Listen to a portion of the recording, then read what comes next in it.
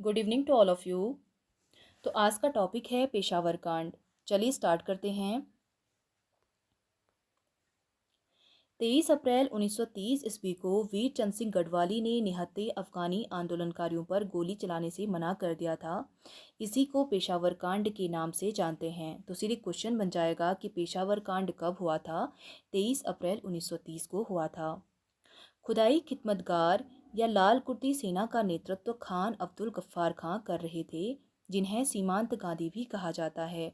तो सीमांत गांधी कहा जाता है खान अब्दुल गफ्फार खां को, जो खुदाई खिदमतगार या लाल कुर्ती सेना का नेतृत्व कर रहे थे। Next point. अप्रैल 1930 को दुपट्टा 18 गढ़वाल राइफल के 72 सैनिक पेशावर के किस्सा खानी बाजार के हरि सिंह लाइंस पर तैनात थे। तो यहाँ पर दुपट्टा 18 गढ़वाल राइफल के 72 सैनिक तैनात थे।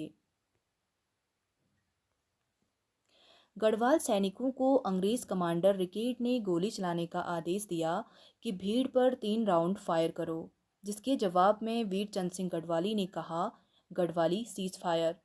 तो अंग्रेज कमांडर रिकेट के द्वारा गोली चलाने का आदेश दिया गया था।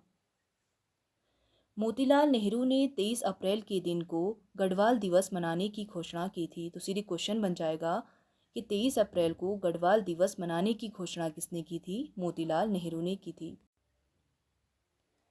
Next point. 2 जून 1930 ईस्वी में काबुल के एबटाबाद में फौजी अदालत बैठी, जिसमें गढ़वाली सैनिकों की तरफ से पैरवी मुकुंदीलाल कर रहे थे। 13 जून 1930 ईस्वी को सैनिक अदालत ने चंद्र सिंह भंडारी को पेशावर कांड का नायक ठहराते हुए कालापानी की सज़ा सुनाई थी। तो इनको कालापानी की सज़ा 13 जून 1930 को सुनाई गई थी। पेशावर कांड के सैनिक जिन्हें कारावास की सज़ा सुनाई गई थी, उनमें प्रमुख थे चंद्र सिंह गढ़वाली, उमराव सिंह रावत, केसर सिंह रावत, सतीश सिंह रावत, आनंद सिंह रावत, भगवान सिंह रावत, जोत सिंह बिष्ट प्रमुख थे। अब हम पढ़ेंगे डांडी मार्च एवं नमक कानून आंदोलन। 12 मार्च 1930 को गांधी जी ने साबरमती आश्रम से डांडी तक पैदल यात्रा प्रारंभ की थी। तो गांधी जी के द्वारा साबरमती आश्रम से डांडी तक की पैदल यात्रा 12 मार्च 1930 को प्रारंभ की थी। डांडी मार्च के 78 सत्याग्रहियों में से ज्योतिराम कांडपाल, भैरवदत्त जोशी, वीर खड़ग बहादुर उत्तराखंड से थे। इंपॉर्टेंट क्वेश्चन बन जाएगा कि 78 सत्याग्रहियों में उत्तराखंड से कौन कौन थे? ज्योतिराम कांडपाल, भैरव जोशी, वीर खड़ग बहादुर थे। 5 अप्रैल 1930 ईस्वी को गांधी जी डांडी पहुंचे। 6 अप्रैल 1930 को स्वयं नमक बनाकर नमक कानून तोड़ा था और सविनय अवज्ञा आंदोलन की शुरुआत हुई थी। तो नमक कानून गांधी जी के द्वारा 6 अप्रैल 1930 को तोड़ा गया था और उसी दिन सविनय अवज्ञा आंदोलन की शुरुआत हुई थी। Next point. गांधी जी ने डांडी में 24 दिनों में 241 मील की यात्रा पूरी की थी। तो इनके द्वारा 24 दिनों में 241 मील की यात्रा पूरी हुई थी। सरोजनी नायडू के नेतृत्व में गुजरात के धरासणा के नमक डिपो पर धरना प्रदर्शन में ज्योतिराम कांडपाल ने भाग लिया था। तो सरोजनी नायडू के द्वारा गुजरात के धरासणा में नमक डिपो पर जो धरना हुआ था, उसमें ज्योतिराम कांडपाल ने भाग लिया था। ज्योतिराम कांडपाल ने देघाट में उद्योग मंदिर आश्रम की स्थापना की थी। इंपॉर्टेंट क्वेश्चन बन जाएगा कि उद्योग मंदिर आश्रम की स्थापना किसने की थी? ज्योतिराम कांडपाल ने, जिन्हें गांधी जी 100 रुपये माहवार के लिए देते थे। कुमाऊं में नमक सत्याग्रह का नेतृत्व गोविंद वल्लभ पंत एवं गढ़वाल में प्रताप सिंह नेगी को सौंपा था। तो सीधी क्वेश्चन बन जाएगा कि कुमाऊं में नमक सत्याग्रह का नेतृत्व कौन कर रहे थे? गोविंद वल्लभ पंत, और गढ़वाल में प्रताप सिंह नेगी कर रहे थे। अब हम पढ़ेंगे सविनय अवज्ञा आंदोलन के दौरान उत्तराखंड।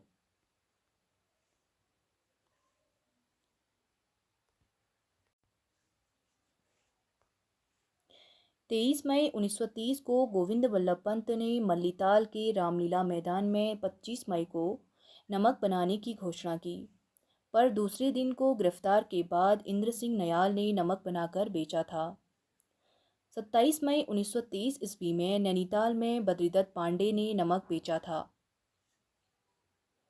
अल्मोड़ा में नमक सत्याग्रह के समय झंडा सत्याग्रह भी हुआ था और 4 मई 1930 को अल्मोड़ा के नंदा देवी प्रांगण में विक्टर मोहन जोशी के नेतृत्व में विशाल सभा का आयोजन हुआ था। 28 अगस्त 1930 को जयानंद भारती व उनके साथियों ने जहरीखाल स्कूल में झंडा फहराया था। तो जहरीखाल स्कूल में झंडा जयानंद सरस्वती और उनके साथियों ने फहराया था।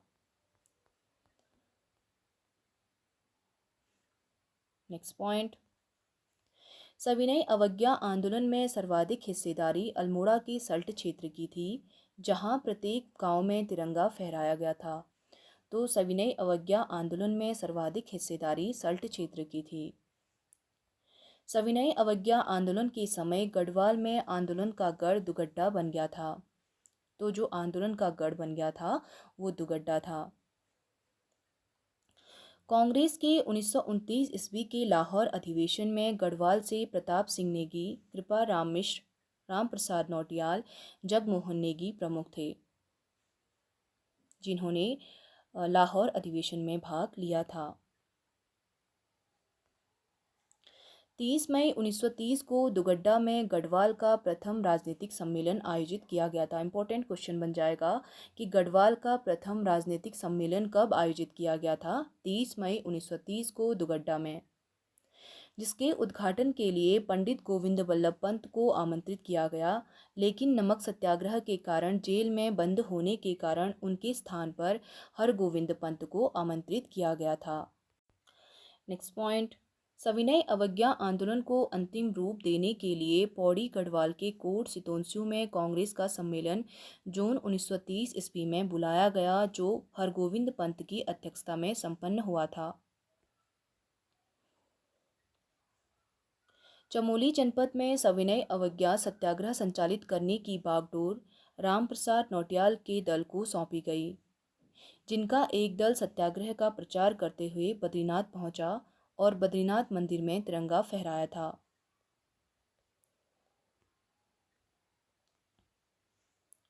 पौड़ी जेल में 1930 ईस्वी में डिप्टी कमिश्नर इबर्टसन ने अनुसुईया प्रसाद बहुगुणा के साथ दुर्व्यवहार के कारण गढ़वाल में कमिश्नर का विरोध होने लगा। तब कमिश्नर ने कांग्रेस कार्यकर्ताओं में दमनात्मक कार्यवाही शुरू की, जिसे इबर्टसन कांड के नाम से जाना जाता है। तो सीधे क्वेश्चन बन जाएगा कि इबर्टसन कांड कब हुआ था? 1930 ईस्वी में हुआ था। पौड़ी के यमकेश्वर क्षेत्र में कांग्रेस सत्याग्रह में प्रमुख योगदान जगमोहन सिंह नेगी का रहा था।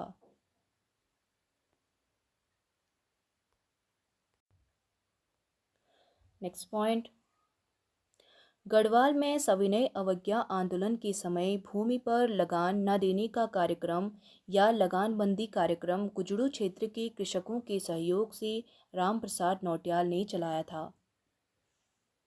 सविनय अवज्ञा आंदोलन में भाग लेने वाले स्वतंत्रता सेनानी अनुसुईया प्रसाद बहुगुणा, श्रीदेव सुमन, कृपाराम मिश्र मनहर, जगमोहन सिंह नेगी, जयानंद भारती, जोत सिंह नेगी, बलदेव सिंह आर्य, राम प्रसाद नौटियाल, भक्त दर्शन प्रमुख थे।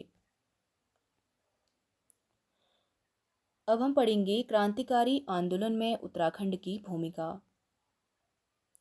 क्रांतिकारी आंदोलन में भाग लेने वाले भवानी सिंह रावत, इंद्र सिंह गढ़वाली और बच्चूलाल भट्ट का संबंध गढ़वाल से था। चंद्रशेखर आज़ाद द्वारा गठित Hindustan socialist Republic association HSRA इसका गठन हुआ था 1928 ईस्वी में। इसके एक सदस्य थे भवानी सिंह।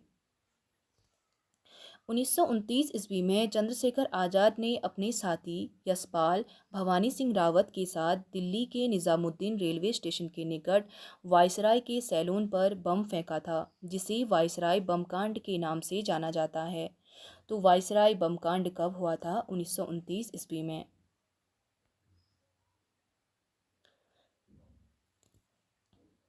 चंद्रशेखर आज़ाद एवं भवानी सिंह रावत समेत अन्य साथियों ने दिल्ली के चांदनी चौक में गाड़ोदिया स्टोर को लूटने के बाद हथियार खरीदे थे, जिनके प्रशिक्षण के लिए 1930 में वह गढ़वाल आए थे।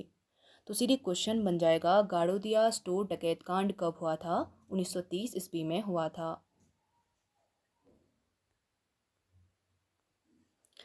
इंद्र सिंह गढ़वाली का जन्म टिहरी रियासत में हुआ था, जिन्हें नौजवान भारत सभा ने एक क्रांतिकारी टुकड़ी का संचालक बनाकर दक्षिण भारत भेजा था, जहां मद्रास में इंद्र सिंह प्रेम प्रकाश मुनि नाम से साधु के भेष में रहने लगे थे। Indra Singh Garhwali Hindustan socialist Republican association के सदस्य थे और 1933 ईस्वी में मद्रास बम कांड में भाग लिया था। तो मद्रास बम कांड में किसके द्वारा भाग लिया गया था? इंद्र सिंह गढ़वाली के द्वारा। और पकड़े जाने पर इन्हें 20 वर्ष की कालापानी की सजा हुई थी।